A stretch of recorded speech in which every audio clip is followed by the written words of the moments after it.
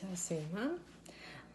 Evo, prvo bih htjela da kažem da sam se ja napokon uskladila, znači video je na srpskom, prevođen na engleskom, tako da mislim da smo sada svi srećni.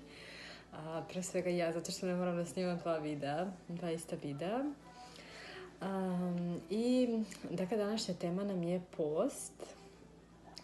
Ja sam to stavila zato što je u pravoslavnoj crkvi ovog ponedjeljka počeo veliki uskršnji post, koji je jako dobra prilika za sve nas, dakle za čišćenje organizma, za detoks, kako fizički, tako i duhovni. Međutim, ne mora to da bude post iz religijskih razloga, dakle svaki post je jako dobar kao prilika za čišćenje našeg organizma i to ja obično preporučujem minimalno 3 dana, dakle da ste na voću, na povrću, na sirovoj hrani. Sada, nama svima je glavni problem u principu što mi svi jako puno jedemo i ja sam baš skoro pročitala jedan podatak o Nikoli Tesli da je on, na primjer, jeo samo 2 puta dnevno, zato što on nije želeo da mu sva energija se troši na varenje njegove hrane. A to je jednostavno neminovno, zato što ja ću vam dati primjer. Evo, na primjer, integralna žitarica koja je zdrava namirnica, ona se u našem želucu vari 18 sati. Tako da vi sigurno između tih 18 sati nije da nećete ništa pojesti. Dakle, vi ćete nešto novo pojesti, a ova žitarica se tu u želucu još nije svarila.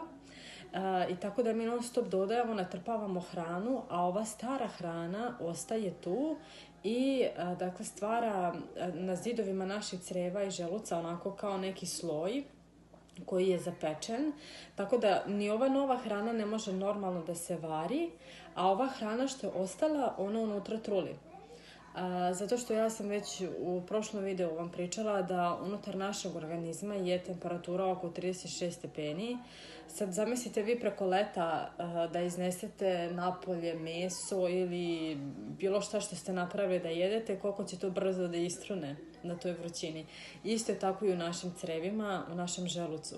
Dakle, ta hrana jako brzo krene da se raspada i pretvara se u toksine i što je najgore, ona se odmah iz creva apsorbuje u našu krv i putem krvotoka i putem krvi dođe do svakog našeg organa i do svake naše ćelije. I tu se talože ti toksini. Tako da, znači, za nekoliko godina kad se oni natalože, oni će vam se pretvoriti ili u masne naslage, ili u ciste, na primjer na jajnicima, ili ako je to u jetri, pretvorit će vam se u kamenu žučiju, u kamenu bubregu, koji ima visok holesterol. Znači, te naslage plaka, ateroskleroze u krvnim sudovima, dakle, to su stvari ti toksini svi koji su nagomilani zbog puno hrane, da kažem. Tako da, kao što sam rekla, veliki je problem što se silna energija kod nas troši na varanje hrane i mi našem organizmu treba da dozvolimo našem digestivnom sistemu neke momente odmora. I zato je dobar ovaj post, pogotovo ovaj uskršnji pravoslavni post koji je striktan, gdje imamo određene delove na vodu, određene delove na ulju. Dakle, ne unosi se toliko mnogo hrane i unosi se laka hrana, tako da onda organizam troši energiju na isceljivanje i na lečenje samog sebe. Dakle, mi u našem organizmu imamo silne procese i bolje da ta energija se potroši u to da naše telo popravlja ono što ne valja ovde kod nas, dakle da čisti te toksine, da čisti masne naslage, da obnavlja ćelije. Dakle, nama se tokom noći obnavljaju ćelije kože, svaki 4 meseca se obnavlja kompletno krvotok i ja se tačno sećam kada sam učila za svoj ispit iz biohemije one silne reakcije, enzime i koenzime. U stvari sam tada i shvatila koliko je naš organizam jedna mašinerija i naše ćelije imaju toliko procesa koje rade svaki dan, koji su mnogo bitniji od varenja hrane. Tako da bi kroz post i unošenjem manjem hrane treba da dozvolimo našem organizmu da on malo poradi na sebi, da energiju potroši dakle, na lečenje samoga sebe. Bilo da imate hormonski disbalans, ne mora to da bude dakle, fizički ovako vidljiva bolest, to može biti samo hormonski disbalans, već je dovoljno da tu naš organizam već mora nešto da radi.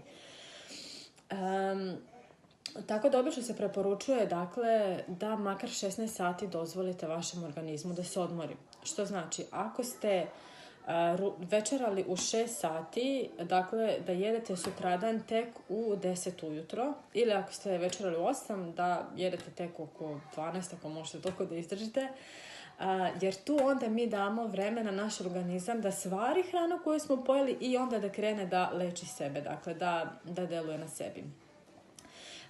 I dakle to je za sve osobe jako lekovito, jako dobro, a da ne govorim za osobe koje stvarno imaju fizičke probleme, koje stvarno imaju na primjer kancer ili tako nešto gdje onda te ćelije mogu da zaista rade svoj posao i da eliminišu ove toksične kancerogene ćelije.